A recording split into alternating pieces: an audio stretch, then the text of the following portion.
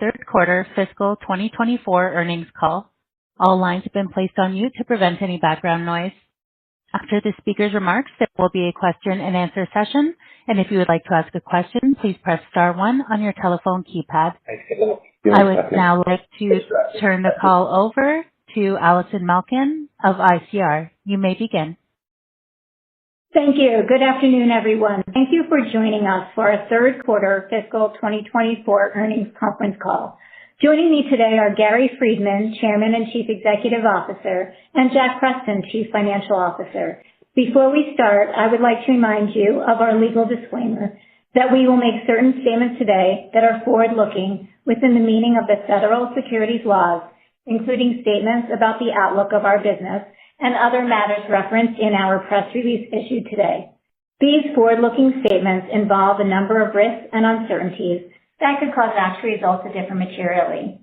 Please refer to our SEC filings as well as our press release issued today for a more detailed description of the risk factors that may affect our results. Please also note that these forward-looking statements reflect our opinion only as of the date of this call, and we undertake no obligation to revise or publicly release the results of any revision to these forward-looking statements in light of new information or future events. Also, during this call, we may discuss non-GAAP financial measures, which adjust our GAAP results to eliminate the impact of certain items. You will find additional information regarding these non-GAAP financial measures and a reconciliation of these non-GAAP to GAAP measures in today's financial results press release. A live broadcast of this call is also available on the Investor Relations section of our website at ir.rh.com. With that, I'll turn the call over to Gary. Great. Thank you, Allison, and welcome, everyone. I will start with our shareholder letter that was released in the last hour.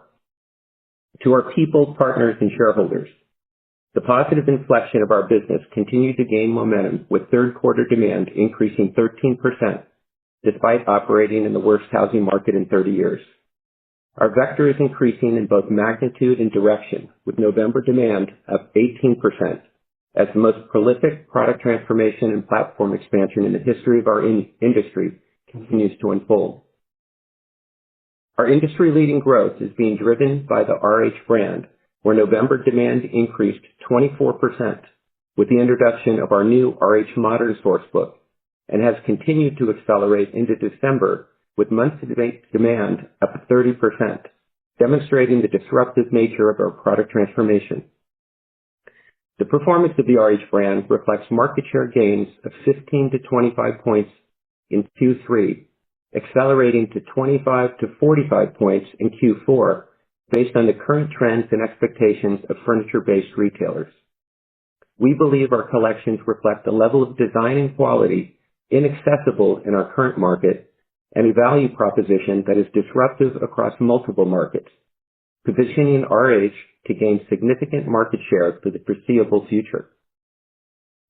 Our contract, outlet, baby and child, and teen businesses should benefit from our product transformation in 2025. As one, the new assortment becomes more widely available to support our contract business. Two, returns of new product drive our outlet business.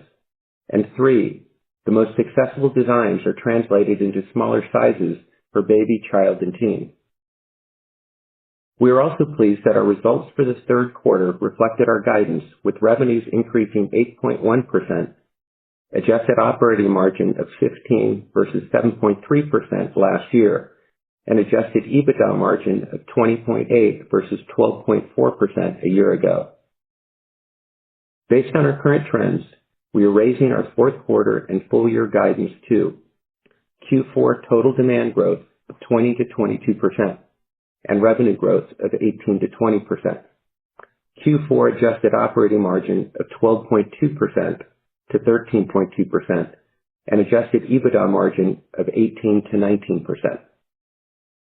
Fiscal year total demand growth of 9.9 to 10.4%, and revenue growth of 6.8 to 7.2%. Fiscal year adjusted operating margin of 11.5 to 11.7%, and adjusted EBITDA margin of 17.2 to 17.4%. Every act of creation is first an act of destruction. Pablo Picasso. We have worked hard to destroy the former version of ourselves, are in the process of unleashing what we believe is an exponentially more inspiring and disruptive RH brand, inclusive of the most prolific product transformation and platform expansion in the history of our industry.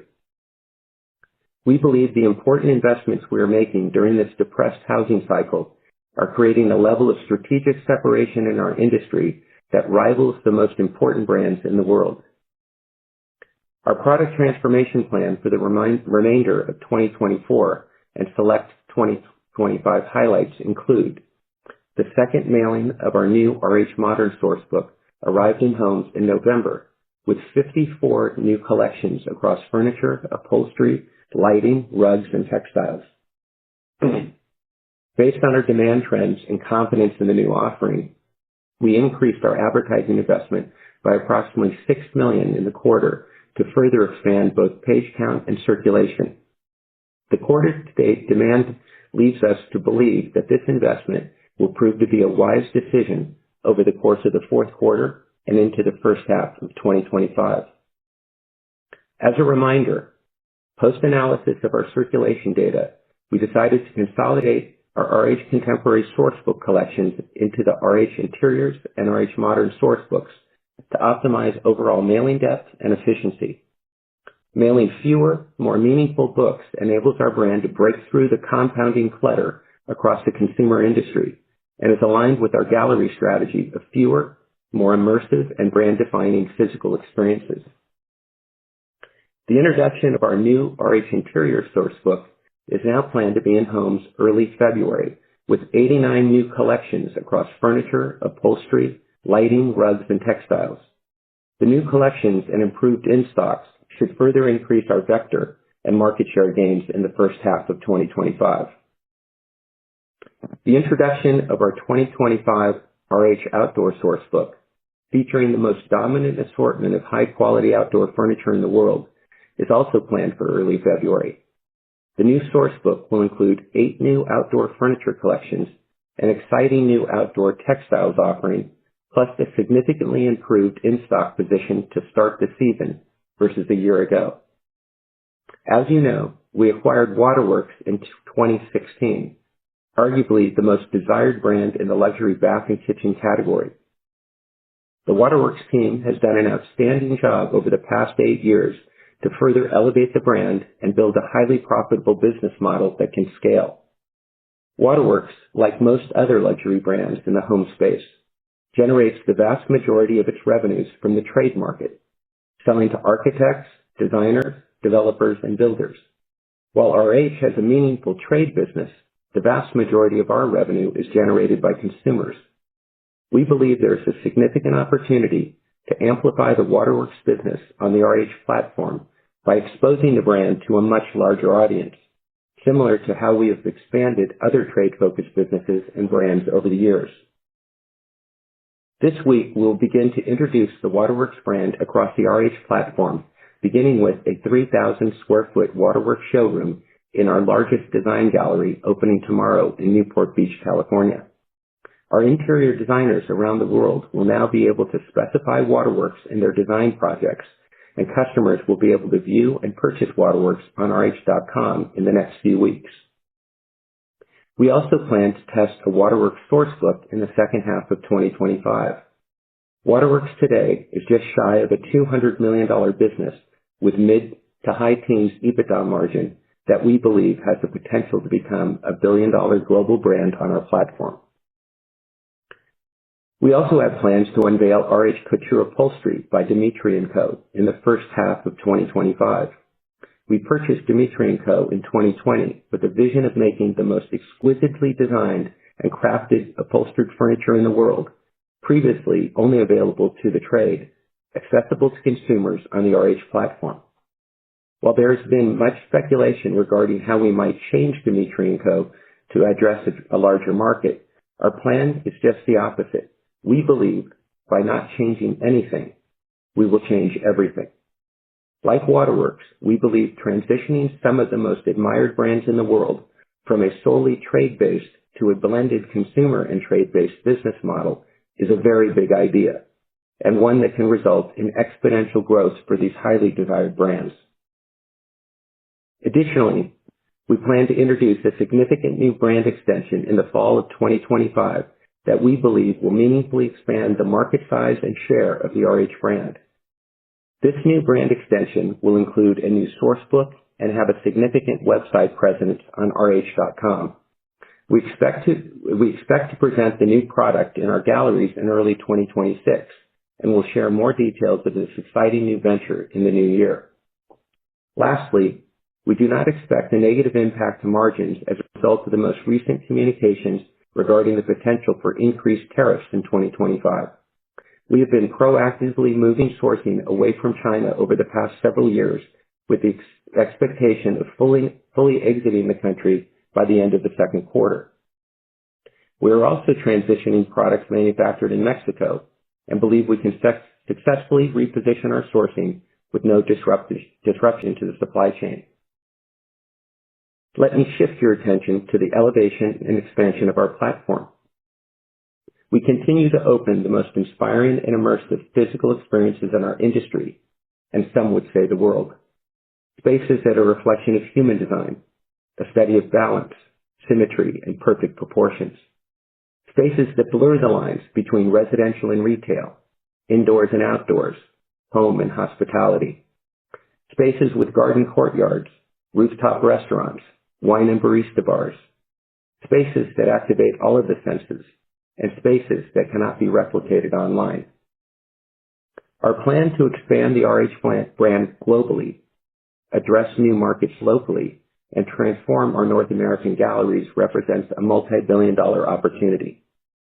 Our platform expansion plan for the remainder of 2024 and 2025 includes RH Newport Beach, opening tomorrow with over 90,000 square feet of indoor and outdoor spread over 4 floors with views of the Pacific Ocean. We will be one of our most dramatic, immersive, and brand-defining physical experiences to date, and will replace 3 legacy galleries in our region. RH Newport Beach, the gallery at Fashion Island, features the RH Ocean Grill, a 270-seat indoor-outdoor rooftop restaurant with uninterrupted views and dramatic sunsets over the California coastline, 2 wine and barista bars, our first waterworks showroom, an interior design atelier, and the most expansive luxury outdoor furniture assortment in our industry.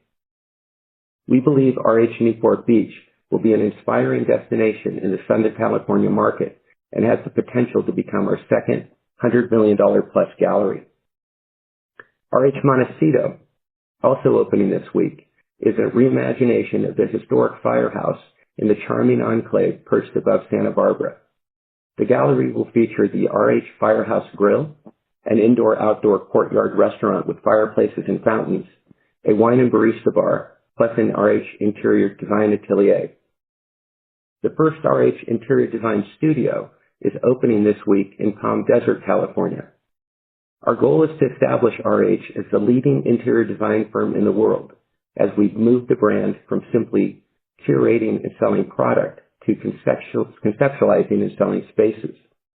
The Palm Desert location is a unique test of a consumer-facing interior design firm, not a gallery. Our theory is, by presenting RH Interior Design in a singular fashion as a professional interior design firm, we will attract the highest caliber interior designers and therefore the highest value consumers. We believe this might be one of the most important strategies to elevate and distinguish the RH brand as a global design authority at the highest end of the market. We are also developing an RH design ecosystem in Palm Desert with plans to add a 10,000 square foot RH design gallery and a freestanding 5,000 square foot RH outdoor furniture gallery on the same street. Additionally, we are considering a freestanding RH all-day cafe to complete the ecosystem in the near future. RH Raleigh opened in November of this year with 50,000 square feet of indoor and outdoor space over 3 levels. The gallery includes a rooftop restaurant, garden courtyards, a wine and barista bar, and an interior design atelier. We plan to open 7 North American galleries in 2025, including Montreal, Manhasset, Detroit, Oklahoma City, Los Gatos, Palm Desert, and Aspen. Additionally, we plan to open 2 international galleries in 2025, RH Paris and RH London. We anticipate the inflection of our business in Europe as we begin to open in the important brand-building markets of Paris and London in 2025 and Milan in 2026. It is then we will begin to gain scale to support the advertising investments necessary to build our business across Europe. We are pleased with the second-year growth trends at RH England, as the gallery is up 42% July through December, while the web business is up 111%. Current demand trends would indicate the gallery would reach approximately 31 million in its second full year, and the web demand reaching 7 million in its second full year. To put these results in the proper perspective, if an RH gallery in the English countryside with an estimated population of 100,000 in a 10-mile radius, almost 2 hours outside of London, can generate 38 million of demand in its second year, what can an RH gallery in the center of Mayfair, the most exclusive district of London, a global city with a population of 9.7 million, do in its second year? We believe exponentially more. We're also making meaningful investments to elevate and differentiate our online experience, with plans to upgrade our website in the fourth quarter of 2024 and throughout 2025. Some of the functionality we plan to introduce is quite revolutionary and unlike anything in the market. We plan to file for design patents on several of the user interface and presentation designs, and will begin to discuss the new website strategy in more detail as we roll out the new functionality. Leaders have to be comfortable making others uncomfortable. Leadership is about pursuing a vision, leading people somewhere they've never been, doing things they've never done. As creatures of habit, change is uncomfortable for humans, but for the people and partners of Team RH, a culture of invention and innovation is at the core of who we are and reflected in everything we do. We've grown comfortable making ourselves and others uncomfortable for over 2 decades and plan to continue doing so for the foreseeable future. It's what leaders do and how we know we're on the right path. Whether it's investing in the most prolific product transformation in the history of our industry, while others are hunkering down during the worst housing market in 3 decades, or opening the largest and most immersive physical retail experiences in the world, while others are shrinking or closing their stores and moving online. By refusing to follow the herd into anything but social world of social media, you won't find us on Instagram, or paying strangers, influencers, to say they love our brand on TikTok. We choose to, in the words of Ralph Waldo Emerson, go instead where there is no path and leave a trail. We aim to craft our own unique identity, one built on a foundation of innovation and invention, truth and trust, taste and style, leadership and love. Over 20 years ago, we began this journey with a vision of transforming a nearly bankrupt business that had a $20 million market cap and a box of Oxydol laundry detergent on the cover of its catalog into the leading luxury home brand in the world. The lessons and learnings, the insights and intricacies, the sacrifices made and the scar tissue developed by getting knocked down 10 times and giving up 11 leads to the development of the mental and moral qualities that build character in individuals and for cultures in organizations. Lessons that can't be learned in a classroom or by managing a business. Lessons that must be earned by building one. In a world that rewards duplication and penalizes the inherent bumpy road of innovation, especially for companies in the public domain, we the people and partners of Team RH continue to drive ourselves to destroy today's reality so we can create tomorrow's future, while remaining completely comfortable making ourselves and others uncomfortable. Never underestimate the power of a few good people who don't know what can't be done, especially these people. Onward, Team RH. Carpe diem. At this point, operator, we'll open the call to questions. Thank you. If you would like to ask a question, please press star 1 on your telephone keypad. If you would like to withdraw your question, simply press star one again. We ask that you please limit yourself to one question and one follow-up, then rejoin the queue if necessary. Thank you. Your first question comes from the line of Michael Lasser with UBS. Your line is open. Good morning. Good afternoon. Thanks so much for taking my question. Your outperformance relative to the industry has obviously been very wide.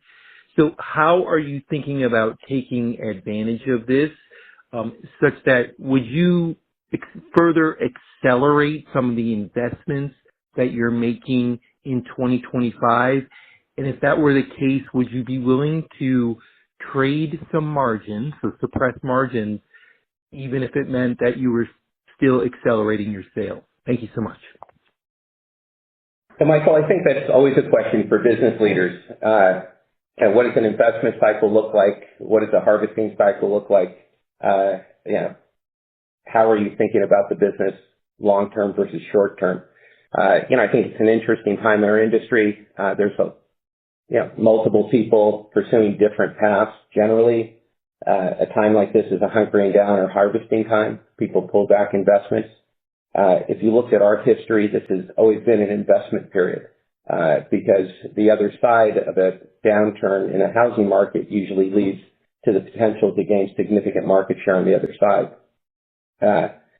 So as we look forward, I would say today the view would be most of the significant investments are behind us. The early investments into Europe, not that we don't have more, but the initial investments into Europe to just put in a platform to be able to launch a business there is pretty significant. We do have some significant investments with RH Paris and RH London and RH Milan, but most of that cash spend is behind us, right? Even as we think of the investments we've made to transform the product over the last 24 months, because the real effort began, a couple of years ago. So the ramping up and building the muscles that you need to operate at a level that we are operating at today is really behind us. If you think about the new significant brand extension we're discussing, most of that product is in the pipeline. I mean, we could technically launch it today. We're just kind of polishing it up. So those investments are mostly behind us. But our company is based on invention and innovation. It's based on investing into the future, and it's based on kind of endless growth, if you will. One of the things that generally happens to retail brands over time, I like to say that a retail mall is nothing but a graveyard for short-lived ideas.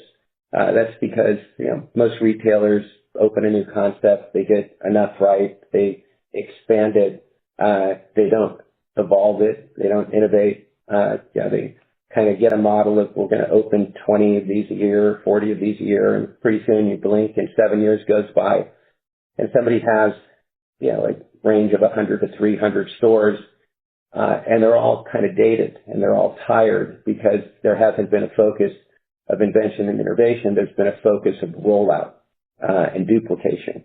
And that's why most retail brands don't even last the full term of their lease. If you look at a retail mall and take a snapshot of it today and look back 10 years or look forward 10 years, about 65% of a retail mall evolves every 10 to 15 years, and a lot of retailers don't make it to the term of their lease. So, we're somewhat different in that nature, right? We've been on this journey now. This is my 24th year. We took a business that was basically a bankrupt business, and we had to kind of dig it out of the grave, right? So we started underground, if you will, had to kind of dig our way out.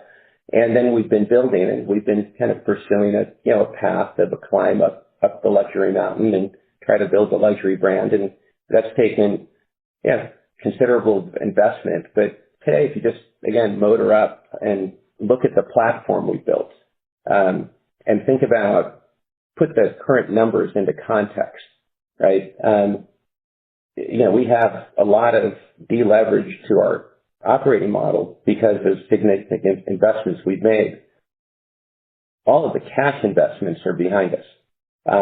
And so I look forward and I think about the cash flow over the next couple of years, and I see, significantly increasing compounding cash flow model. I don't see really significant capital investments beyond the kind of iconic brand building galleries. But even from that point of view, the cash is mostly out the door in the company, in Paris and London and so on and so forth.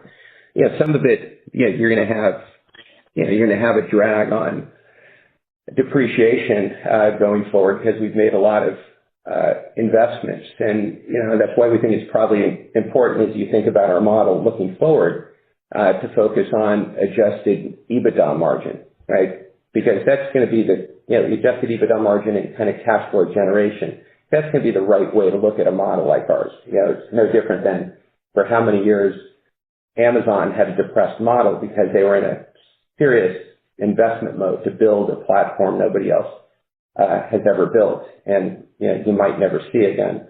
I believe that's relative to our story. If you just go back over the last 10 or 12, 14 years and think about the investments we've made in our platform, think about the number of significant galleries we have that are unlike anything in our industry, nobody close. And think about what we've built over the last several years. Think about the product transformation we've went through and the investments that takes to build that. The inventory investments it takes to front load a business like ours with inventory so you can have the inventory to create an inflection, right? And then think about the inventory that you have to kind of invest into to kind of bridge from where you were to where you are so you don't create a ditch as you transition from current product to new product.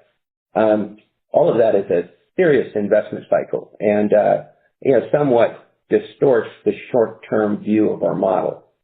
I think if you take the vector, which is, significantly increasing, right, in magnitude and direction, and you just kind of chart out that vector over time, and you think about a significant amount of the investment cycle kind of being behind us, you could plot out what this model might look like over the next 2, 3, 4, 5 years. And then if you compound that with an accelerating housing market, which will come, right? I mean, it's the most depressed housing market any of us has seen in the history of our experience. And you have to kind of appreciate the position we're in today as you look out over the next 5 years. Got you. Very helpful. And my follow-up question is, as we look out over the next couple of years, should we think, is your baseline assumption that as the housing market does improve, it will lead to an acceleration in the recent trajectory of the business that you've seen? So we should think about that as we start to model next year and beyond. And B, given the pacing of margin decline that RH has experienced over the last couple of years as sales have been under pressure, is that the right frame of reference to think about how margins will recover at the same degree of sharpness as the pace of sales growth maintains like you've seen it recently? Thank you. Yeah, I think that's directionally marked right. I mean, the question is, what is the housing market worth? It's not only worth 5% when it comes back.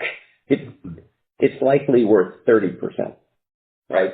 And that'll kind of compound over a couple of years. It might start out and it's worth 10 and it compounds to, 15 and, but it might just spike and you might see the housing market come back you might see 30% growth. You could see 50% growth if you think about how depressed it's been for how long. If you think about the built up potential demand and how many people have wanted to move for several years, expanding families, people relocating, turning into renters, and so on and so forth because of the, significant, gap, in, between interest rates, right?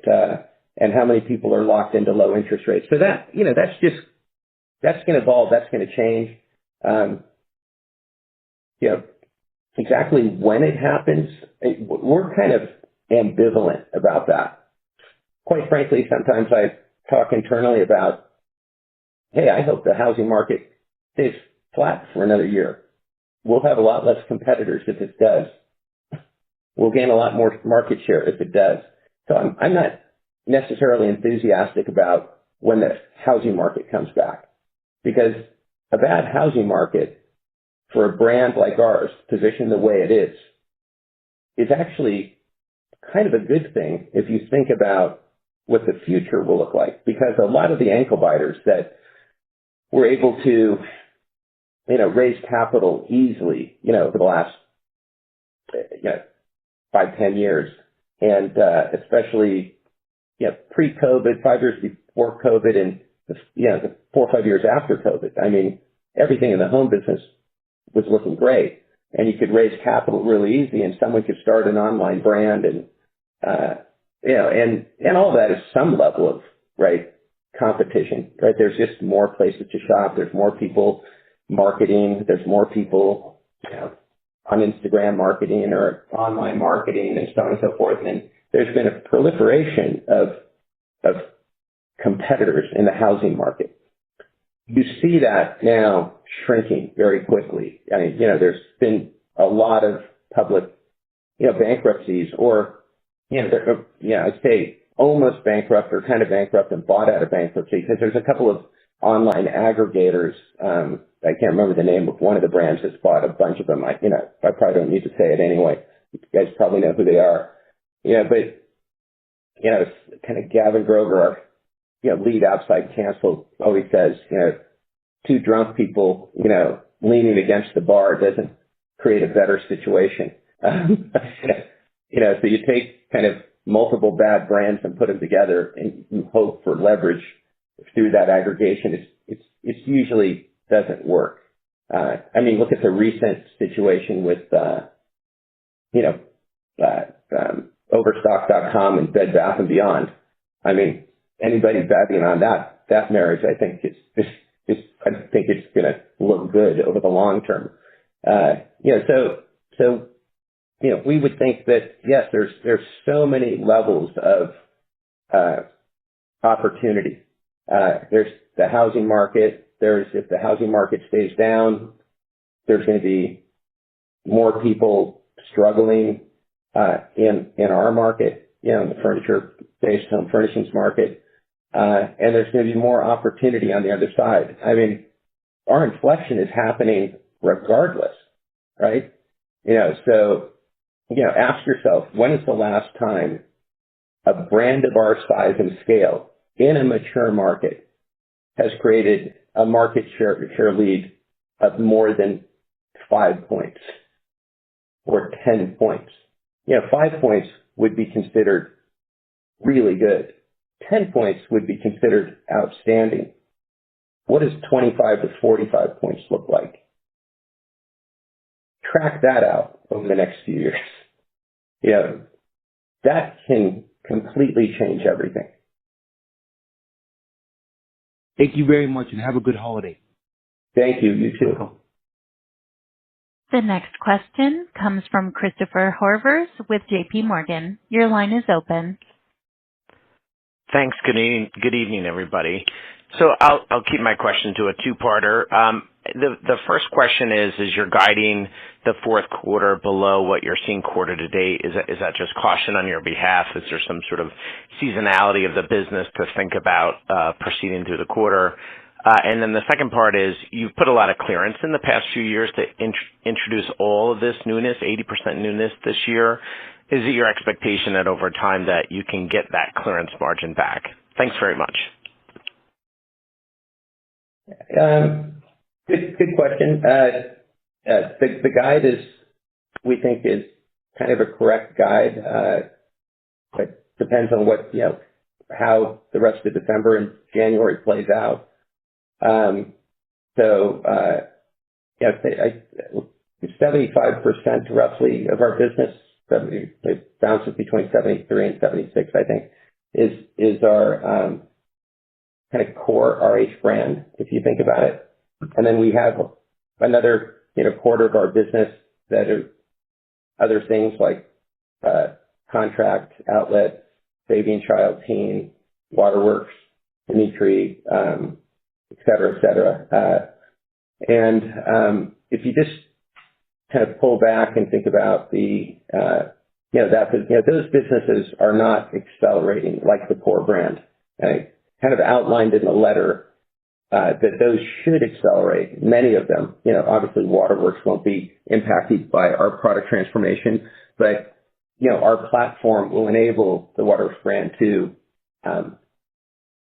do some things that they might not have been able to do in the past. No different than, other, how we scaled other businesses.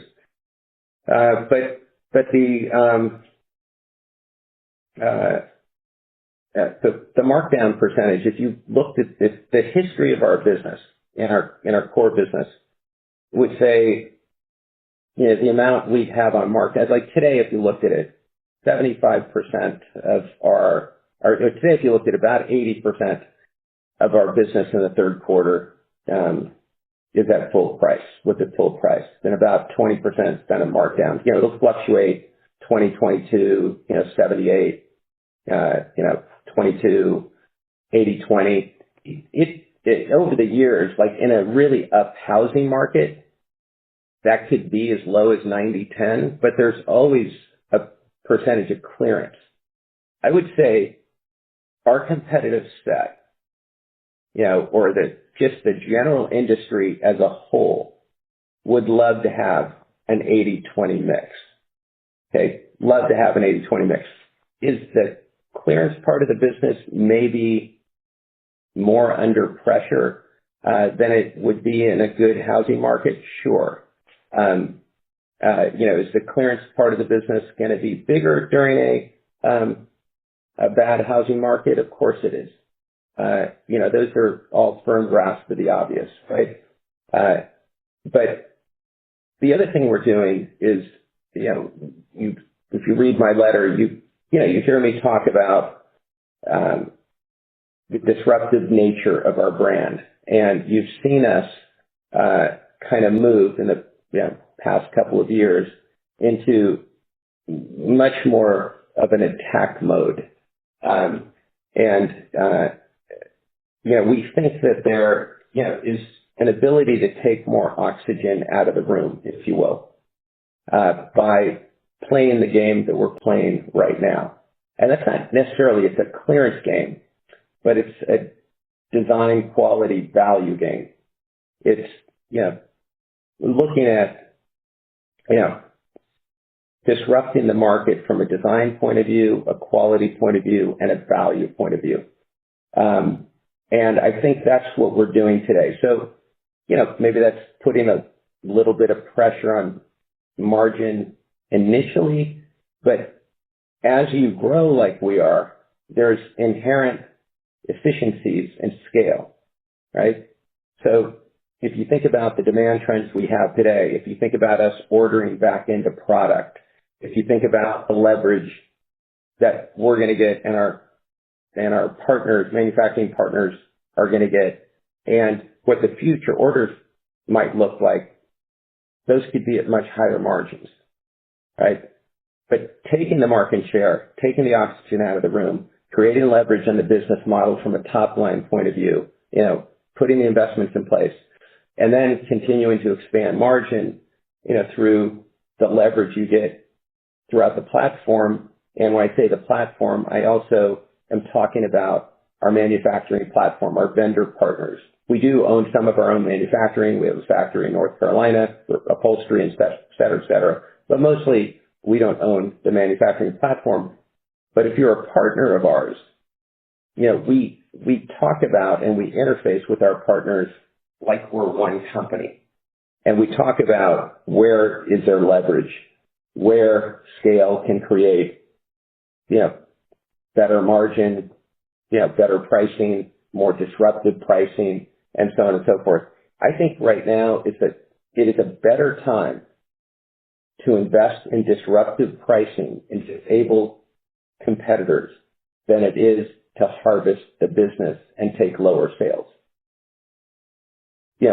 Different people are taking different paths. Some people are taking, giving up market share, not trying to take market share, and they're harvesting, right, and expanding operating margin and margins right now. We could do that too. I'd rather be trending up 30% in my core RH business than down 3 or 5%, giving up share during this time. There will be lots of leverage on the other side of running up 30. Lots of leverage and a significantly stronger market position. Thank you so much. Have a great holiday. Thank you. The next question comes from the line of Simeon Gutman with Morgan Stanley. Your line is open. Hi, this is Zach on for Simeon. Thanks for taking our question. Following up on some of the free cash flow commentary earlier, can you speak to when you expect RH to turn free cash flow positive? And as a follow-up, how do you think about the funding needs of the business and whether it can be self-funded? Thank you. Yeah, we believe next year we'll turn free cash flow positive, and we'll be able to self-fund the business. I mean, the significant part of our debt is we don't really think about it as debt, right? We think about it more as a currency swap, right? So if you look at our debt independently, you can say, oh, they have a lot of debt. We look at it somewhat differently. We think of it as a currency swap. One, we didn't spend the money. We didn't buy anything. We didn't buy any physical assets. We didn't buy any buildings with our debt. We didn't build any distribution centers with our debt. We exchanged one currency debt for what we believe is an exponentially more valuable currency, our stock, which is a highly liquid currency, right? We can turn our stock into cash tomorrow. So, we took on debt. We exchanged that currency for our stock. Today, post the interest cost on the debt, we've turned a $2.25 billion investment into, significantly, we've made several $100 million on that investment already, based on the closing price of our stock today. I mean, if you look at where our stock's trading after hours, that investment looks significantly bigger, right? So, and based on, our business trends and an expected return to growth in the housing market, that return, we believe, will grow exponentially, right? But, we don't have debt on our balance sheet because we needed cash. We have a meaningful part of debt on our balance sheet because we wanted to do a currency exchange. We wanted to purchase our stock when it was undervalued. I think we bought 7.6 million shares at an average price of $295. I don't know, where's the stock after hours right now? Is it 4 something? Yeah. It is at 450 last I saw it, but let's see. 451. Yeah, 452. So that's a pretty good return. Yeah, what would that return be? I mean, what's our cost of capital over that period of 100 and something? Just interest, 350 million. Yeah, it's about $350 million return. So, look, we've done this before. This is not the first time we've done this. If you look at our history, we have taken debt, exchanged it for our stock, and created significant value for shareholders. I'm the largest single shareholder in the company. That's the way I think about it. Thank you. The next question comes from Steven Zaccone with Citi. Your line is open. Great. Good afternoon. Thanks for taking my question. Congrats on the accelerating momentum.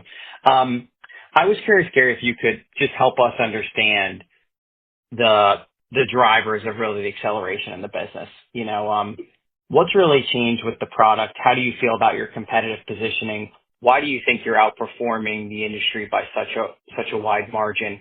And then if the industry comes back stronger in 25, do you think you're well positioned to scale and fulfill that higher demand?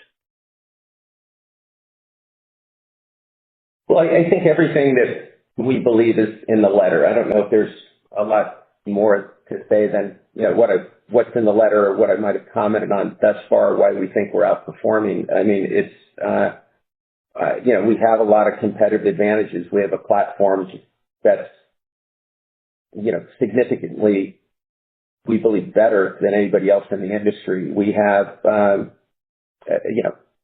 product capabilities, savvy, and taste that's, we believe, better than anybody in the industry. As I've said before, there are those with taste and no scale and those with scale and no taste. And we believe the idea of scaling taste is large and far-reaching. So that's what we're doing. We believe our taste level, demonstrated not only through the product, but demonstrated through the galleries we built, the physical, aspects of our business, our source books, our website, and so on and so forth. We believe we're building a platform for taste that's going to be highly disruptive and lucrative over the long run.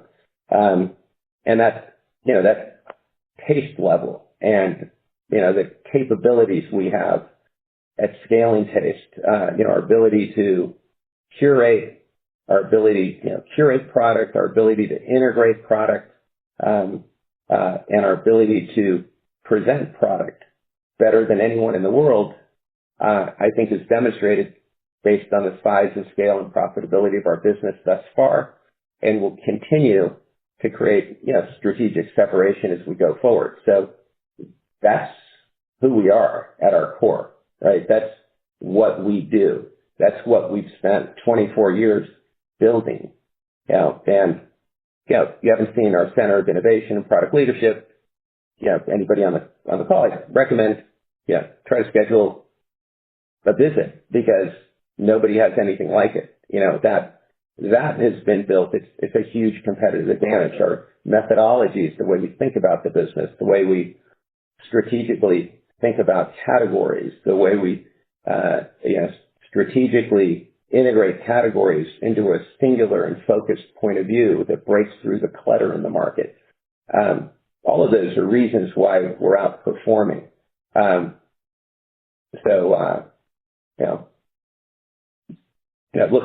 Look, I talked about the strategic mistake I made when I turned off the product engine during COVID because, we couldn't get the goods. When we cut orders in the beginning of COVID, the business went down 40%. Then the business went from down 40% to up 40%. It moved 80 points. Just as we cut orders, factories were shutting down and so on and so forth. And we had a hard time getting products. So I said, let's shut off the product engine for a year. Then Omicron hit and you had another cycle of COVID. And so the product engine was off for 2 years. And then we tried to turn the product engine back on. We had kind of lost our muscle memory and we executed poorly in that third year. So, now everybody's competing against, not only kind of who we were, but we built ourselves into a better version of ourselves. And so, that's why. I mean, we didn't mail our core books for 3 years. So everybody who thought they were doing so well with RH on the sidelines don't feel so good today. And, but we're back to playing our game, but in a very evolved way. I think we're smarter than we've ever been. We're more driven and determined than we've ever been. We're more creative, curious, and critical than we've ever been. And, I think the next 5 years for this company, is going to be the best 5 years in the history of this company. And I think 5 years from now will be better than we are today. So it's just who we are at our core. Innovation is at the core of what we do. Understood. The follow-up I had is just on gross margin. When you reported the last quarter, you talked about August seeing a positive inflection in product margin. How did that play out over the balance of the quarter? And maybe how should we think about product margin in the fourth quarter? Thanks very much. Yeah, product margin at the demand level is still positive. We did have some adjustments below the selling margin. One of them was in mark out of stock. I think we did such big transformations of our galleries that we had some bigger mark out of stock. When you ship our product outside of the box, it's not generally a good thing. And so we took when we do a floor set transformation, we take the product off the floor. We have teams at our local home delivery networks that pick up all that product. The product's not new. It's not in the box. It's not in the protected packaging. They take it back and then it gets fed to the outlets. And and that we've never made a transformation this large. And I think we probably had more damages and more things that got banged up moving back and forth in trucks and moving around without boxes. And so we had to take some write-offs for product that we thought wasn't really sellable at the outlet level. Plus elevated costs of moving the product. And elevated inventory transfer costs. Yeah, go ahead, Jack. Yeah, one-time inventory transfer costs too related to moving that product. We also just rebalanced some product in our DCs just to get it optimally positioned. So this way also moved product from Europe back to America. We didn't start off with picking all the right product when we filled the DC in Europe. And now we see the trends and we realize, oh gosh, we got too much of this, too much of that. Well, instead of marking down all that product in Europe, it's better for us to just ship it back to Baltimore, to feed the core business. So we do that. That's another one-time kind of charge. So, but at a general selling level, especially in our core business, we like how our margins are trending. We think there's going to be upward opportunity in margins, not downward pressure on margins looking forward. And Gary said on a demand margin basis, it's also on a shipped margin basis. The selling margins on a shipped basis in the quarter were inflected positive. Yeah. Okay, very helpful. Thanks, guys. Great, thank you. The next question is from Steven Forbes with Guggenheim. Your line is open. Good evening, Gary, Jack. Gary, maybe just a two-part question on real estate, given sort of the sheer number of openings, planned over the next couple of years here. So to start, can you speak to maybe the pro forma payback periods and store-level ROICs that you're sort of expecting in these classes of galleries, maybe relative to what you've spoken to in the past? And then how have the discussions with landlords and developers evolved over the past couple years? Maybe have you seen cost pressures normalize, in the uniqueness of your model and just the pipeline itself? How has the conversation with landlords and developers evolved? Sure. Let's start with the payback and ROICs. Historically, we've always said, we payback of, I think, 1 to 3 years. We believe that's still the right number. Where it wasn't the right number was anything built during COVID, right? Because things being built during COVID stopped and started 3 or 4 times, and you had raw material costs in some places go up 2 to 3 times or 4x. So anything built during COVID was significantly more expensive, up to 3 times more. I'd say in a general sense, building costs today to build at any level, no matter if you're in retail or any kind of business, are somewhere between 70 and 100% higher. So it costs us more to build a gallery today than it did.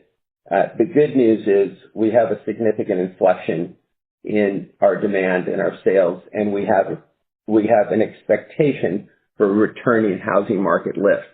But most of the galleries, I'd say, in the pipeline today that we're opening will be relatively quick paybacks. Maybe the really iconic ones like London, and Paris might take 3 or 4 years, but they might take 2 years.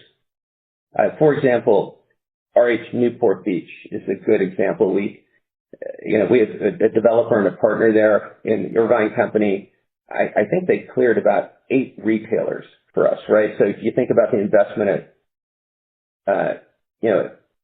a developer partner would make here, they cleared probably 8 retailers, took dead rent for several years because, our projects take anywhere from 2 to 3 years. It takes a long time to get approvals and build these kind of buildings. So they cleared rent for several years. They completely cleared the site, ripped down 2 or 3 story buildings, to clear the site and make it construction ready for us. And they invested $25 million, right? We got in TI. We probably invested in that one an additional 50 to 60. Directionally, we're still adding it all up. We had a bit of a chaos just trying to get it open for the opening party because these things are big and complex. But that gallery will likely pay back from our cash point of view in 1 year, maybe 1.5. But you have other ones that, the ones in Europe, there's not a lot of TI, there's street locations. So there's a somewhat bigger investment, and we'll see how the revenues are. London does what we think it's going to be. Maybe it's a 2-year payback. Could be a 3-year payback. But 3-year paybacks on iconic brand-defining locations that you're going to control for the next 40 years is the right thing to do, right? And the other thing I'd say is think about how many of these big galleries we already have out there that we now built for half of the price of what it costs today. I think it's going to be really hard for anyone to try to duplicate our physical platform. Almost impossible, I would say. You'd have to have, the revenues that we generate, and then you'd have to be willing to pay multiple times what we paid for the vast majority of our platform, right? So, but I think, one of the keys, and we talked about internally and how do we create the right lens for investors looking forward is, we do have, increased depreciation, and we will have increased depreciation. So if you look at us at an operating margin point of view, you can say, there's pressure on operating margins because of more depreciation. Well, that's true. We've spent that money, and we have a little bit more that's coming through with Paris and London, and as they come on, but they're going to come on more from a depreciation point of view, not from a cash point of view, if that makes sense. So when I look at the business, again, as the company's largest shareholder, I'm thinking about what do the long-term cash returns look like, and I say to myself, is operating margin the right lens? Probably not. Adjusted EBITDA is probably the right lens. Cash flow generation, over the next 5 years is probably the right lens. But the headline on gallery paybacks going forward, I'd say 1 to 3 years. A lot of the ones that are in the pipeline today some will be 1 year, 1.5 years. London and Paris might be 3. Something like that might be 2. All depends what we come out. I think that, the math I tried to lay out in the letter, about, RH England, right? It's 2 hours outside of London. It's got a population in a 10-mile radius of 100,000 people. There's not a lot of cars that drive by that gallery, and it's still trending. We take a gallery in the internet business to do somewhat like $38 million.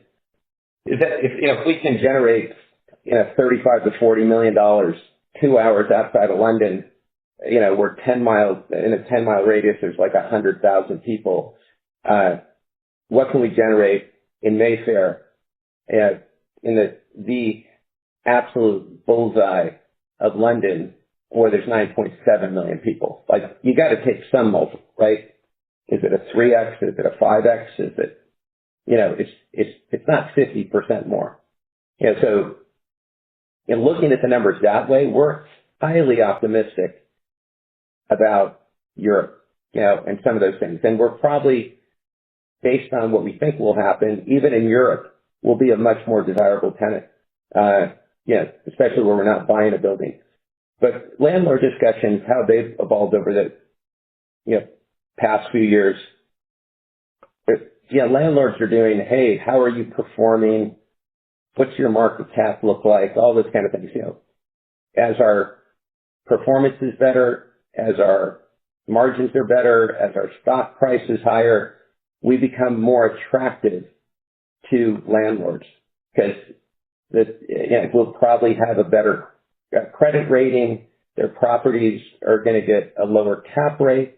And that's why we've been able to do what we've been able to do over the past 15 years in building this platform. So right now, people are really excited to talk about developing with us again. Say we're getting 3 times the inbound. And I think that's only going to increase. So our optionality is going to be better.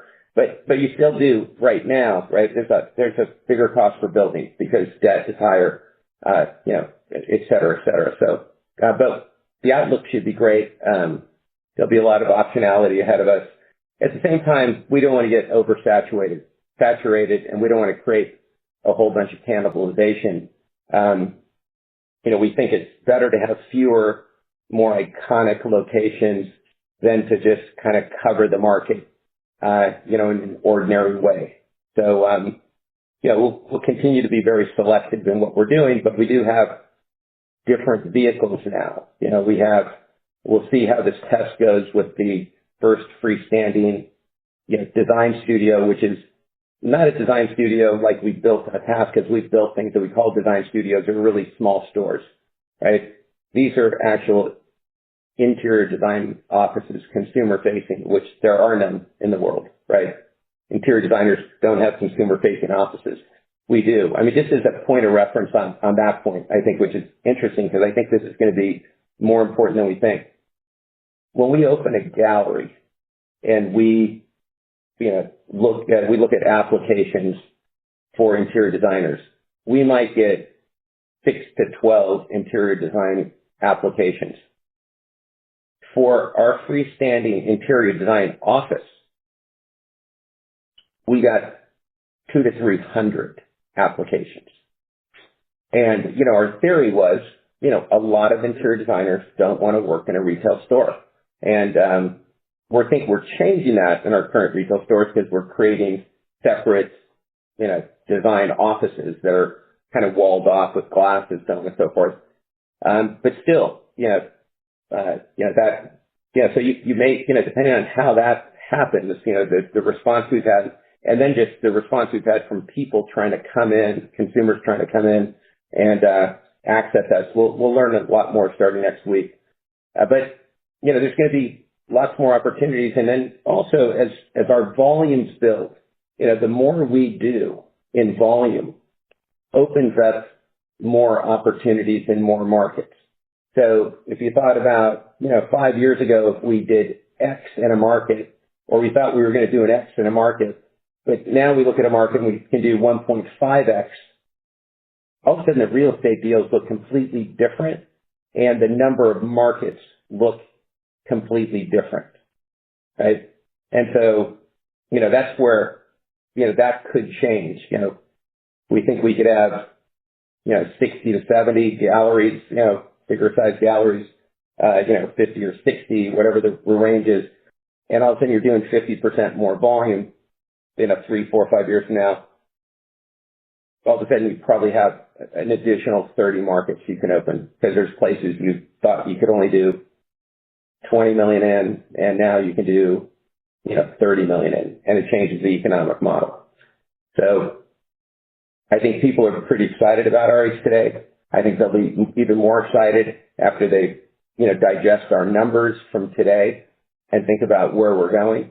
And we've become like a preferred anchor. Like if you look at what we're going to do in in Naples, we're taking a Nordstrom's location and we're building one of our first RH compounds. I don't know if I've even talked about an RH compound yet. Now, you'll hear more about it. And maybe I have. I can't remember. But anyway, it's a whole new kind of RH shopping experience, multi-building, connected with courtyards and walkways. And it's like nothing else anybody's ever seen. But it's a way to take a big site, cover the site in a really exciting way, and probably spend a third less capital.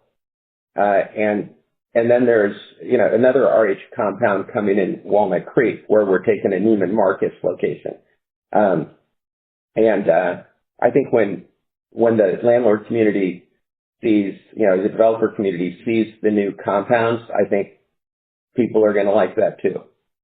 So we're really excited about looking at openings and, the physical expansion of the brand. But we want to be cautious not to get oversaturated, not to create too much cannibalization. Thank you, Gary. I appreciate the call. I'll pass it on. Thanks, Steve. The next question comes from Max Rekenlenko with TD Cowen. Your line is open. Great. Thanks a lot. Congrats on all the progress. So first, just what inning of the product transformation cycle would you say you're in now? And that's both the product itself as well as the gallery floor resets. What inning? I would have said maybe the sixth inning,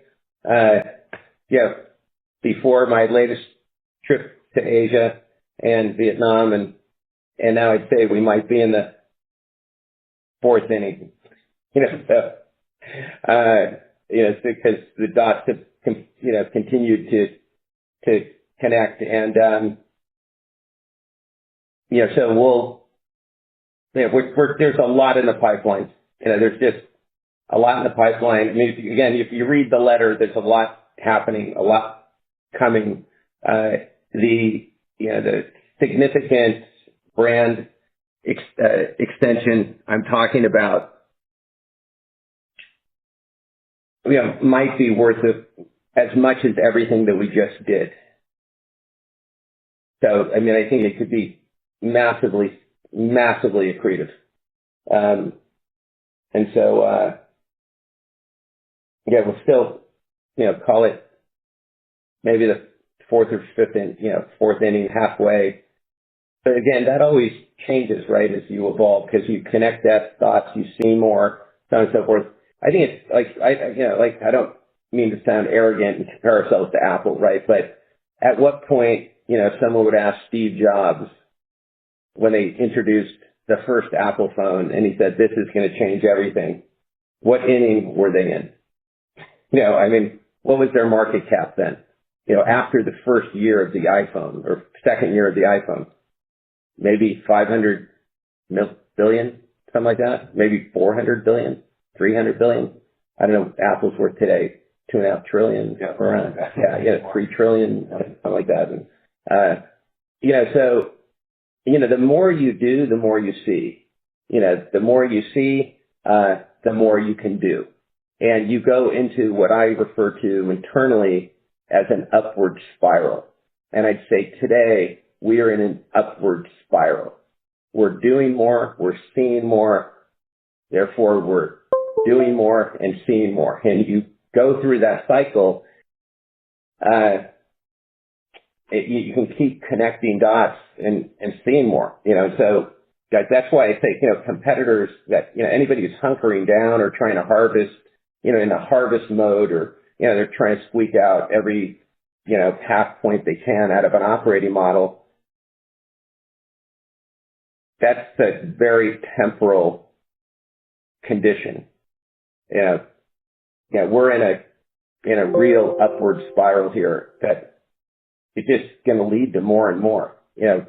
So you'll keep asking me what inning you're in, and I might be perpetually in the third to fifth inning. I'll keep that in mind. And then just thinking about some of your comments previously about harvesting profits down the road on the investments that you're making or you've made in the past.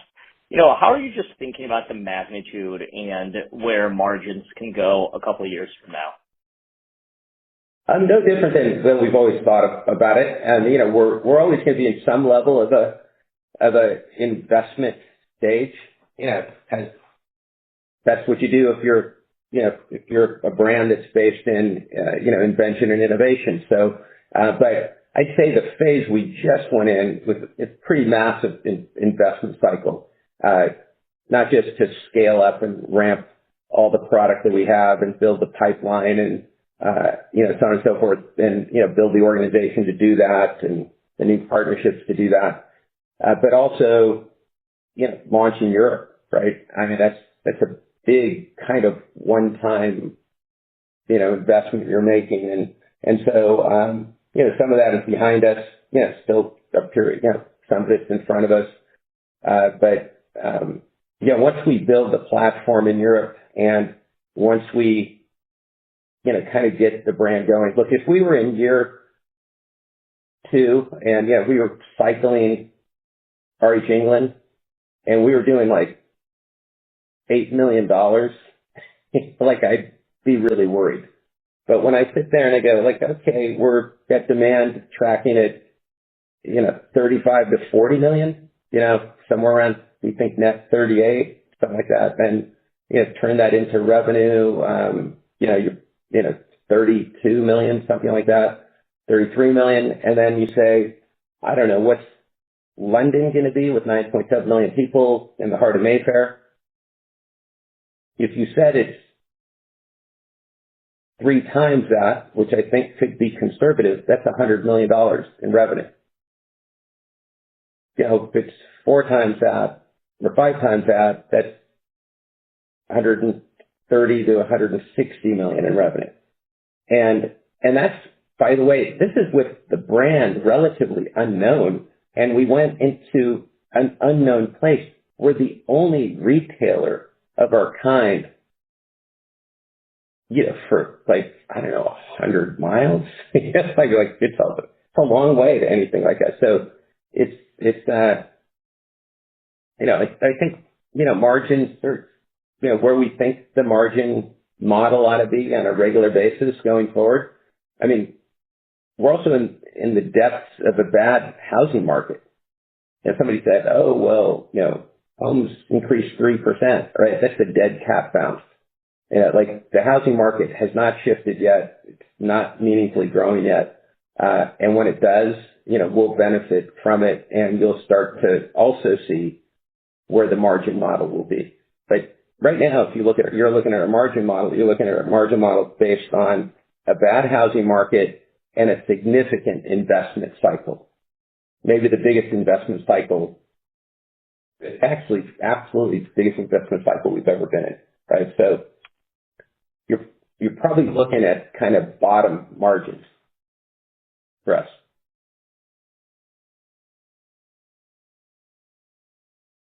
Great. Thanks a lot. Appreciate it. And enjoy Montecito. Okay. Sorry you'll miss your first opening, Max. The next question comes from Kurt Nagel with Bank of America. Your line is open. Great. Thanks very much for taking it. Just a couple ones. One, in terms of just thinking about demand and the revenue trends, when should these equalize, or when should the gap narrow? And maybe more specifically, looking at the first half of 25, should we hold it something similar to what we're seeing in 4Q? Is that roughly the right math? And I'll follow up after that. That's a good question. I think it's gonna start to narrow. Our stocks are getting better.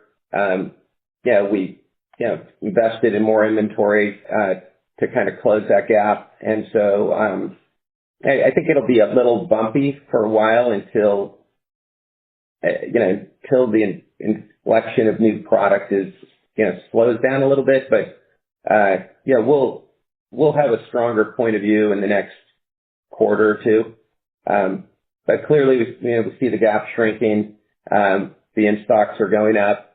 But there's a whole new cycle of newness coming that could, you could have some real runaways that, create really high back stocks and, longer lead times and so on and so forth. So, but the initial gap is closing. Could get a little wider and bounce around a bit, but directionally, I don't see it going back to as big as it was in the beginning of the transition. Got it. And that would be, I guess, a high class problem if that does happen.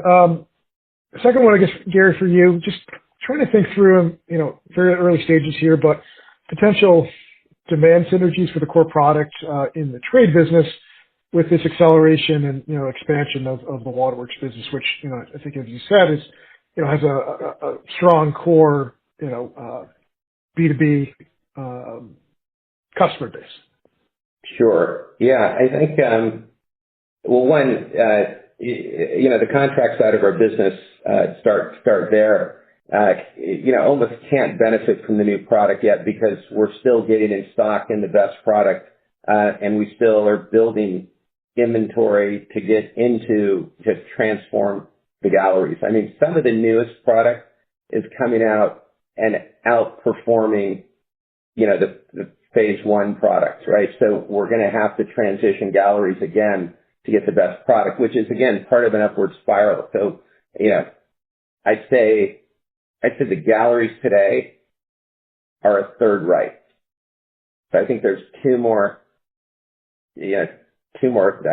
transitions in the gallery to kind of optimize that, which that means it's going to take a while for the best product to be available to the contract business. I think that's what you mean by the trade business, but maybe I've got it wrong. And then, Waterworks, just having just higher exposure, and, our interior designers being able to spec it across their projects and our customers being able to see it on our website, see it in a source book, just the brand recognition and awareness of Waterworks is going to grow, and the accessibility is going to grow. So, we think that's going to be, a big idea. How big could it be? We think it looks like $1 billion idea to us when we kind of track it out. So the synergies and then just taking the best designs and translating those into smaller sizes for baby, child, teen is going to be a real synergy.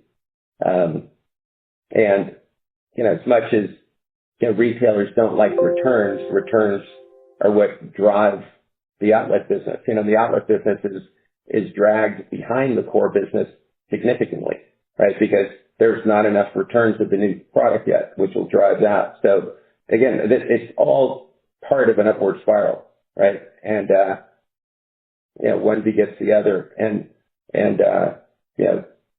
all of the learnings right now, all of the things we're seeing, all of the dots we can now connect because there's a whole new set of data that we haven't had.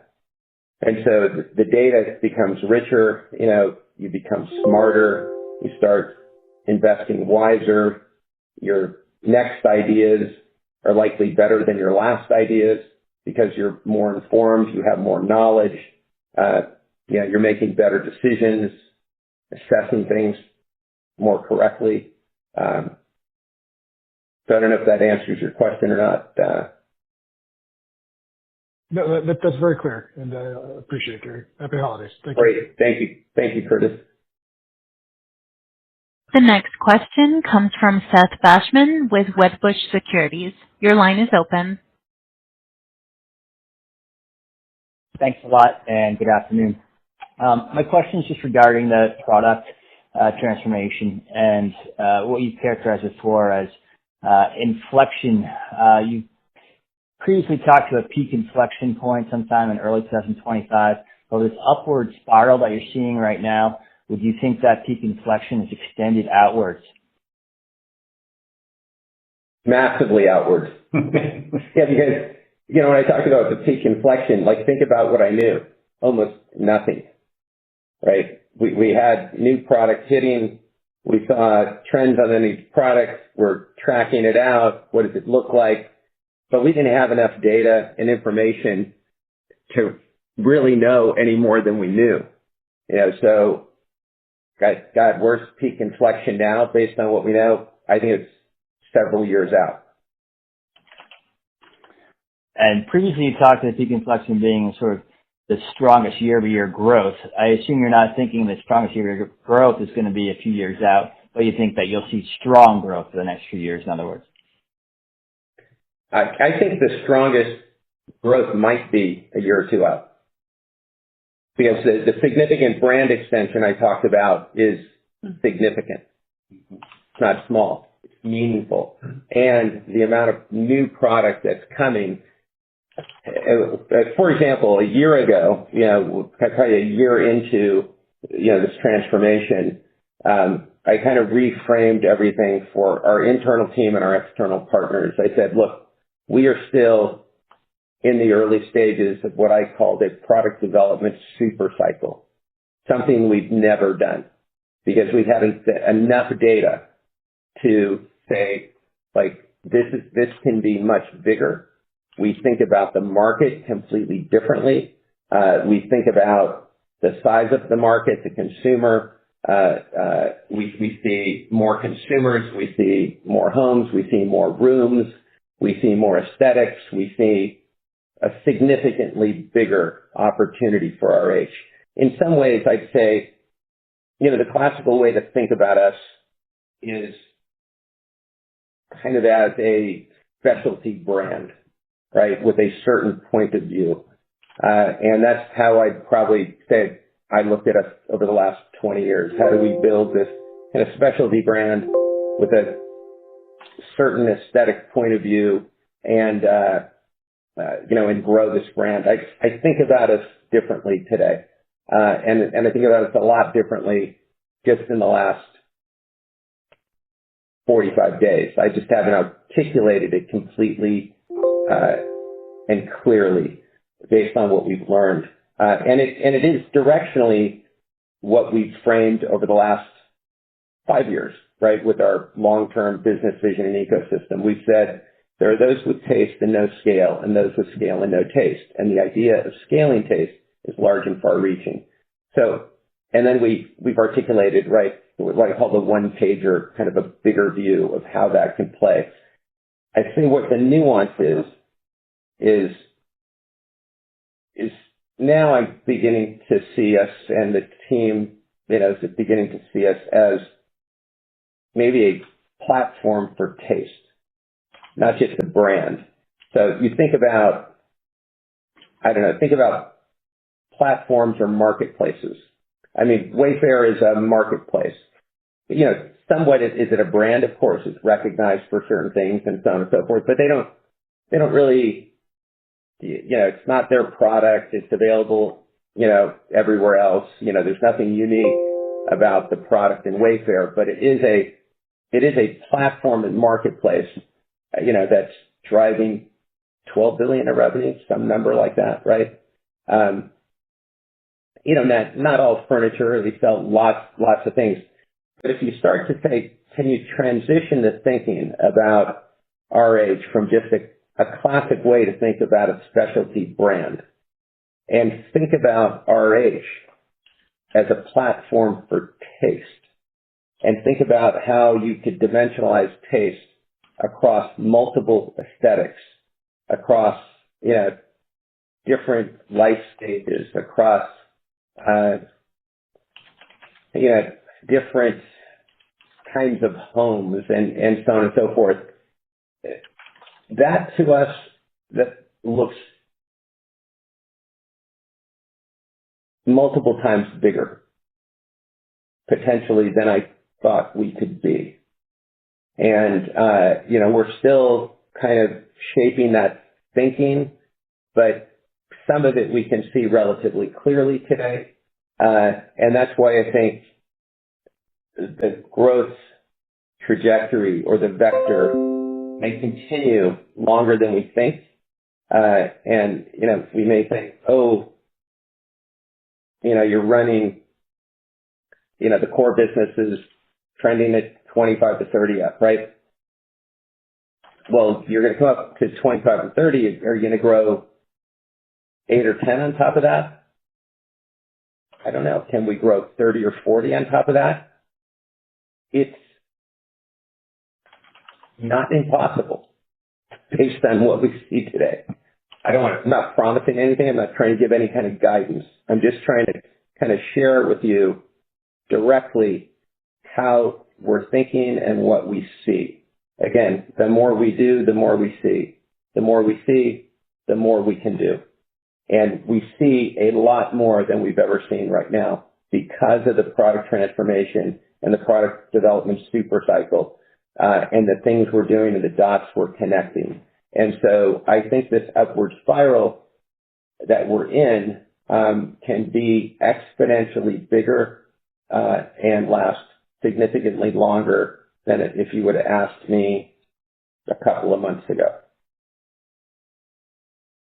Wonderful. And just last follow-up. So I know you'll provide more information next year, but this significant brand extension that you think could be worth over $1 billion, is it within furniture or is it more adjacent beyond furniture?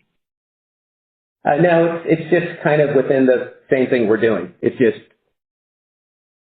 unique, different, aesthetically different, and probably addresses the biggest part of the market. And we think it's going to be amplified by what we think is a trend that is coming. Wonderful. Can't wait. Thanks a lot, Gary. Okay. Thank you, Seth. The next question comes from Andrew Carter with Stifel. Your line is open. Hey, thank you. Good evening. Just wanted to ask about the inventory kind of going up again this quarter. The purchase is up 30%. Could you talk through kind of what kind of inefficiencies are in there? Is there's some planning around there? I know that you're exiting China. Is there any safety stock in there for that, already contemplating that, and you're exiting Mexico? And on those 2 points, correct me if I'm wrong, China was 22% of your purchase dollars last year. I don't know if you ever disclosed Mexico. Where's that going? Thanks. So the first part of everything you said, I'd say correct. That would be my answer. The last part, where's that going? I think, we've said where we're going in China. It all depends what's happening in Mexico. Look, Donald Trump wrote The Art of the Deal, right? And if you've ever read The Art of the Deal, you will see the negotiating starting to play out. It is a global negotiation happening right now. Where will Mexico, what will happen with Mexican tariffs?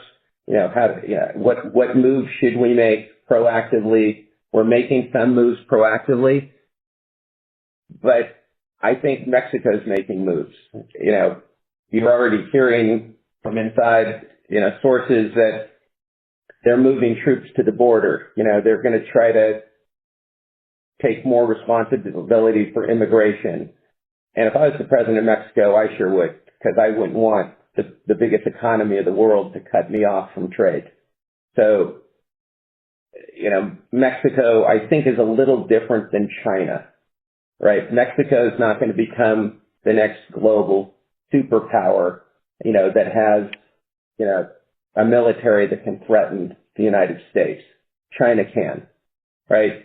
So if you think about why our country has never been attacked besides 9/11, which is basically some terrorists boarding our own planes and flying them into our buildings. That's a very unique attack. There hasn't been a military that has attacked the United States internationally on our home ground since when? Yeah. 1812. Yeah. Yeah, exactly. Why? Because we have the strongest military and nuclear arsenal in the world. Look, Donald Trump is a great negotiator. I think he's looking at the world playing field and saying, how do you use leverage? Negotiation without leverage is impersonation. You better hope that they don't find out you're not who you are. So he's really good at using leverage. He's done it before. We're seeing him do it now. He hasn't even taken office, and the art of the deal is in full play right now. It's actually quite impressive, I would say. And so how's Mexico going to play out? I don't think, if you're Mexico, you do not want that faucet turned off. You don't want 25% tariffs. I'm not saying it's not going to happen. It may happen. It may happen for a while. I think we have too much leverage there. China is a whole different story. It's a whole different game. But if you even think about what happened to North Korea in Trump's first term, I mean, the guy in North Korea was sending missiles over Japan, every week, saying he could hit California. Trump met with him once, and he never sent another missile. Why? Because he likes Trump? No. For another reason. So we're going to see a lot of negotiations played out here. I don't think there'll be a lot of decisions that becomes a big negative for us or for the U.S. economy. I think the United States of America has a lot of leverage right now. And I think we have a leader that knows how to use leverage. Fair enough. And then kind of switching gears a little bit, you talked about going into kind of a massive kind of cash flow mode. How are you thinking about that in terms of kind of the external investments you funded? I know you talked a little bit about prioritization last call. I don't know if those are being de-emphasized or off the table, but in terms of the guest house, the real estate JV, do you go lean into those more heavily, or is it just a straight more of a prioritization on the core business? Well, I think there's always a prioritization in the core business. There's certain opportunities that will unveil themselves at certain times, and like an Aspen joint venture and the opportunity to develop an ecosystem in Aspen, which we think is a one of a kind opportunity, and we think there'll be a very, very good, if not outstanding, return on that investment as it unfolds. Unfortunately, we hit a housing market, downdraft and high interest rates, and that's not necessarily good for an investment cycle in real estate. So those things get deprioritized. But we do have a gallery opening there. We have a guest house that's coming. We finally got the city to approve our facade, and we'll probably do a few residences and other things that we've talked about. So that will happen, and I think it'll start to become more of a harvesting cycle, from a investment cycle in the Aspen JV. We'll turn real estate assets into cash. We have, we'll have a gallery, we'll have a guest house, and so on and so forth. The prioritization, I think, will always be on the core business. Everything we do, whether it is an Aspen JV or any other investments we make, are all to amplify and render the core business more valuable. To amplify the core business, amplify the brand, how people think about the brand, how people see the brand, and perceive the brand. And I think we're doing a very good job in building a globally iconic brand. I don't think we're there yet, but we are there, looking through a lot of people's eyes. I mean, this brand, I think, is seen very differently than any other brand in our category. I don't think anybody is close from a brand perception point of view. And that's, it's taken years of investment, years of work to craft. Are we where we think we want to be? No, this brand will continue to evolve. But as I said earlier, we were in a significant investment mode, the biggest we've ever had. We're cycling some of that. We will keep investing. I don't think it will be today as what the opportunities we see. I don't think it'll be at the same pace. A lot of the investments we've made, whether it's building this new brand extension and other things, there's typical investments. Hey, is there an advertising investment to mail a book? Of course there is. Do we have to build new stores for that new investment? No. Does it leverage our current platform? Yes. Is it merchandised by the same people? Yes. Is it the same product development team? Yes. Is it, so there's massive leverage in a lot of things we're doing. But setting up Europe is an expensive piece.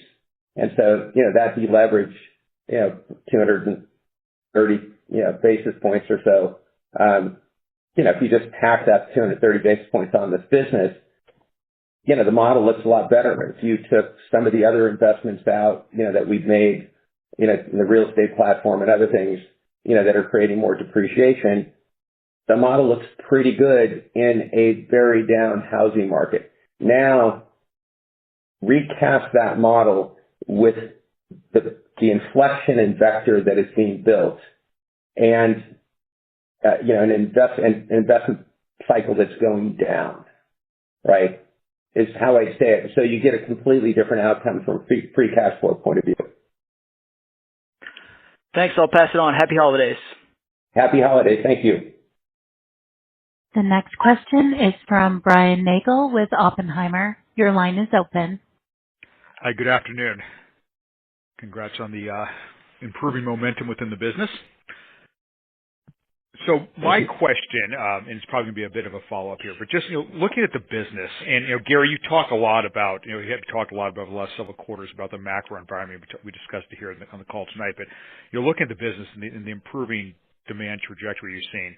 Do you think, clearly, the new product is helping or driving this, but do you think you're also starting to see maybe the early signs of some sort of, say, let up in the U.S. housing market? I don't see our competitors getting that, so are we the only ones getting it? I don't know. Do I think that there's a pent up demand and a few people, having to buy homes? Yes, but the numbers wouldn't say the macro is the issue. Otherwise you'd see a more, broad pickup. So, I think people are more optimistic. I think there might be, a few more people, stepping into the housing market. But that's, for the most part, our industry is down, 7 or 8%. There's not too many people that have positive growth right now. Even if you looked at our growth from a comparable basis, there's only a 2-point difference between total demand and comparable demand, right? So, could we be getting a point or two from the macros a little better? Maybe, but I don't think that's meaningful. I think it's really meaningful is the result of a very targeted and well executed product transformation, of a size and kind that the world has never seen. No, it's helpful. Then just on that, my follow-up question. So with regard to the product transformation, in this, like you just said, very significant product transformation. So going forward, I think, someone asked a question before, I think kind of, what inning we're in. I think someone said 6 or something, but I guess the question I'm asking is, should we, as we think about RH over the next few years, is it going to be a more aggressive, more consistent product introductions than we had over the last couple of years, or was this really a step up? I think it's as I tried to articulate earlier, we see a much bigger market opportunity, and I think you're going to see a much more aggressive approach to expanding the product, particularly the product offering. And really, that's how we got here, right? In the early days, I think I used to talk about, I think I talked about it publicly. We came up with a term here called direct-centric growth. And we said, look, we are going to not, in the early days, I said, we're not going to limit our assortment to the size of the stores. We're going to size our assortment to the potential of the market. So we're going to merchandise beyond the 4 walls of the stores, and we're going to use our source books and our website to present that assortment. And that strategy is how we went from 300 million to, where we are today. I'd say in the last 10 years, post the introduction of Modern, we call it 9 years, we kind of slowed down that process. I think we perceived ourselves as more mature, slow down newness, slow down expansion of the product. And that's what I tried to articulate earlier is I think we see the brand differently. I think we see the brand bigger. I think by kind of slowing down our product transformation or our product expansion and brand expansion, I think we allowed competitors to enter the market that would not have been able to be successful had we kept doing what we were doing. And I think it's shaped by the fact that the decision was an outcome of, seeing the world more traditionally, seeing RH as a specialty brand, not a platform for taste. So this idea of seeing RH not as a specialty brand, but a taste platform, helps us see a much bigger market and allows us to see a much more disruptive RH brand that can take share from more people based on our taste, our style, and the power of our platform. Well, I appreciate it. Thank you. Thank you. The next question comes from Jonathan Matuszewski with Jefferies. Your line is open. Great. Good evening, and thanks for taking my questions. The first one's on pricing. Gary, you shared some helpful color related to clearance activity for discontinued product. I was hoping you could just comment on the pricing strategy for some of the new collections that have been recently launched. So when you talk about maybe peak year-over-year sales growth 1 to 2 years out, is that going to be driven by higher prices from the new collections or greater unit velocity? Thanks. Don't exactly know. Probably both. Again, we're going to keep learning. I think a lot of it is we just see a much bigger market. We have more leverage. We can use that leverage to have more disruptive value. I think people today, if you could buy, a dining chair at RH versus somewhere else, I think the consumer would feel better about buying from RH because of the positioning and the perception of our brand versus, online off some other platform versus Wayfair versus other competitors we might have. I think you'd rather walk into one of our galleries and you would perceive, that the taste and style is validated by us, that the, brand, halo and value you get when you build a brand like us, it makes things more valuable. It renders the product more valuable. And I think that, all of us tend to buy things based on our trust in that brand, based on what that brand stands for, based on what their values are, and kind of why we buy. Why do we trust certain brands versus other brands, and why do we trust them more? I think we, as consumers, we value tremendous physical experiences. We value incredible design and artful presentation of product in a physical nature, or a digital nature, whether it's source books or online. We value the quality perception and the design authority of brands. And I think we've built a brand that stands alone in our category today. Do we have competitors? Of course we do. Is there people going to try to emulate what we do? Yes, they are.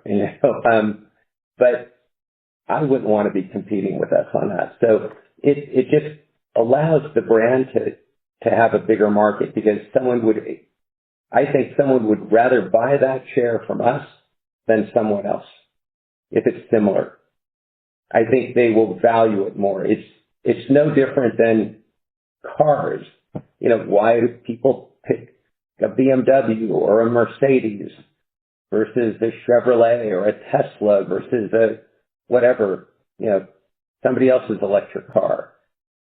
Because of their value they place on that brand, the trust they have in that brand, and what they believe, that they're getting a better level of design and quality, and it renders the consumer more valuable. That's part of the equation people don't understand.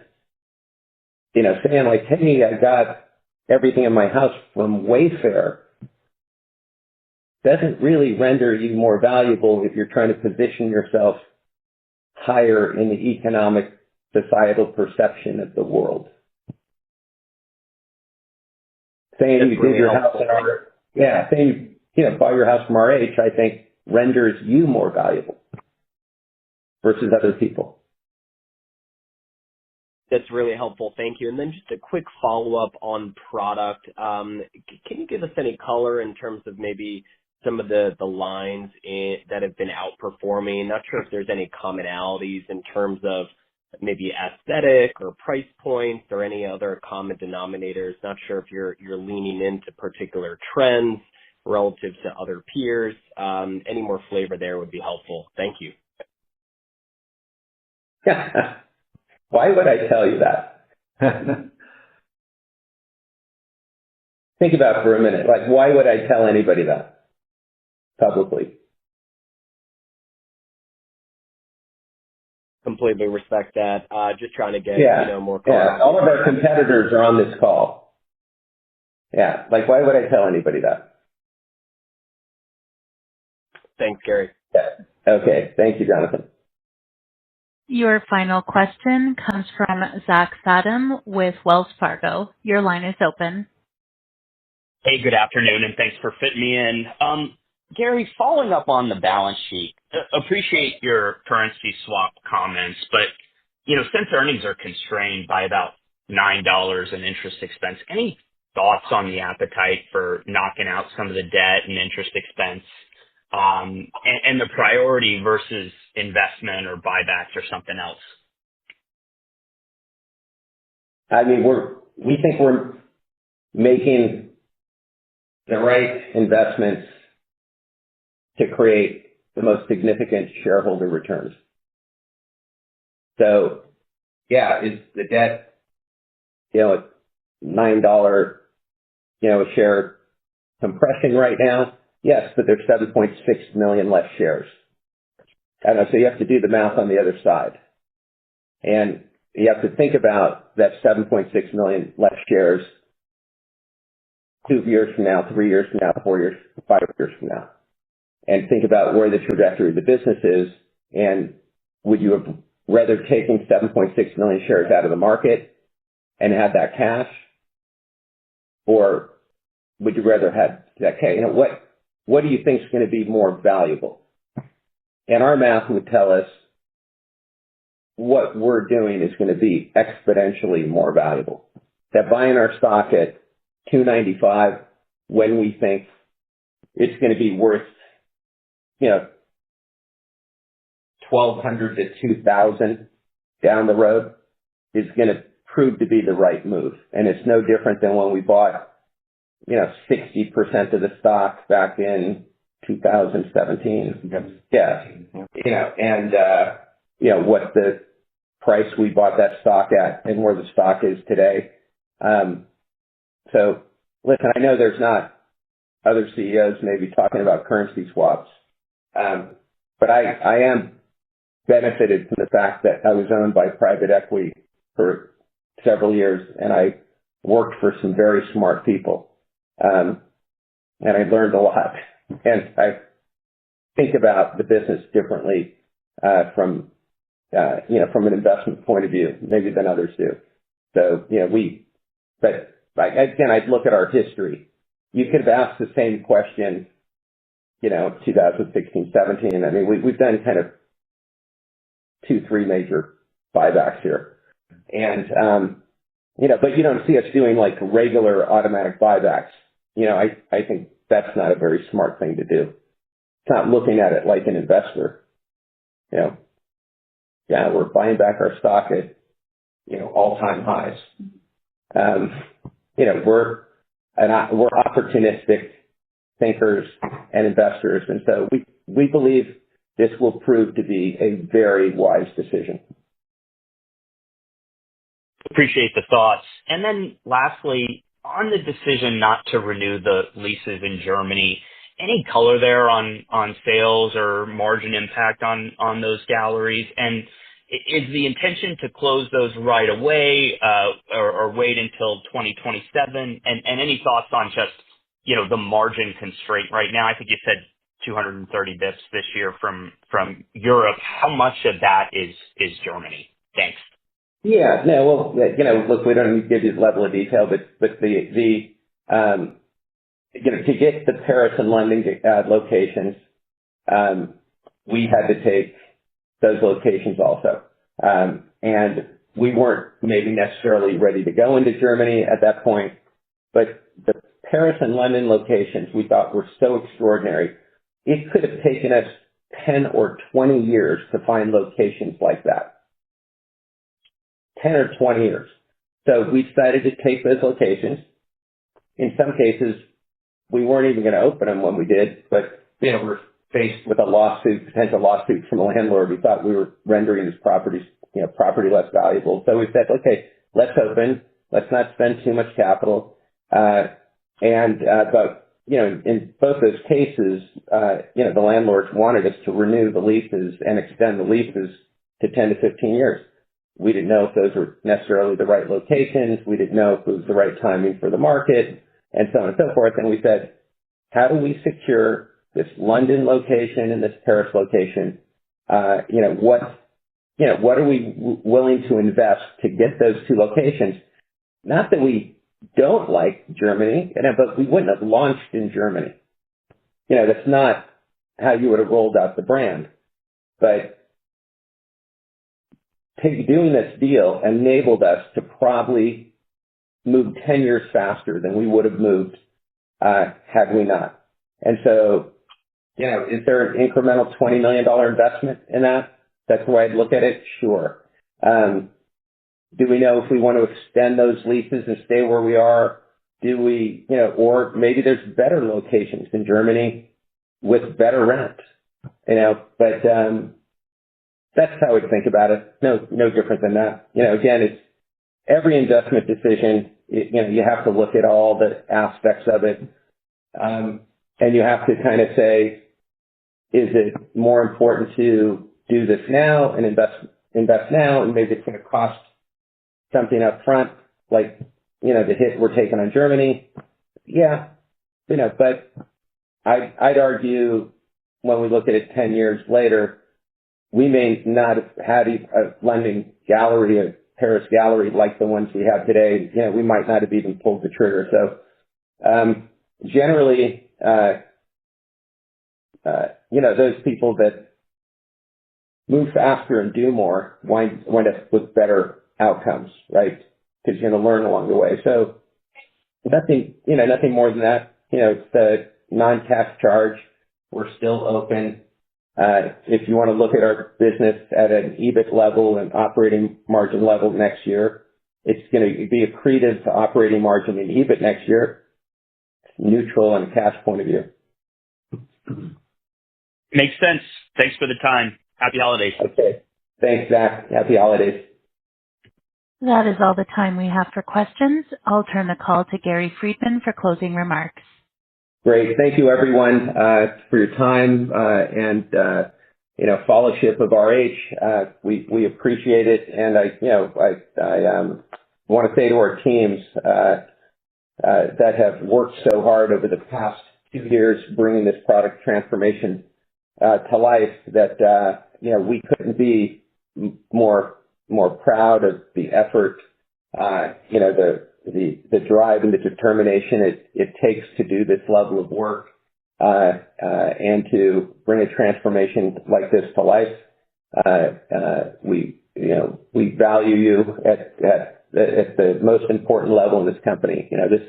The shareholder letters are addressed to our people, our partners, and our shareholders in that order, because that's how we place the value. So thank you, all of you, for your efforts. Thank you for bringing this next chapter of our story to life. And we wish you a very happy holiday. And we will talk to everyone more in the new year. So thank you. This concludes today's conference call. Thank you for joining. You may now disconnect.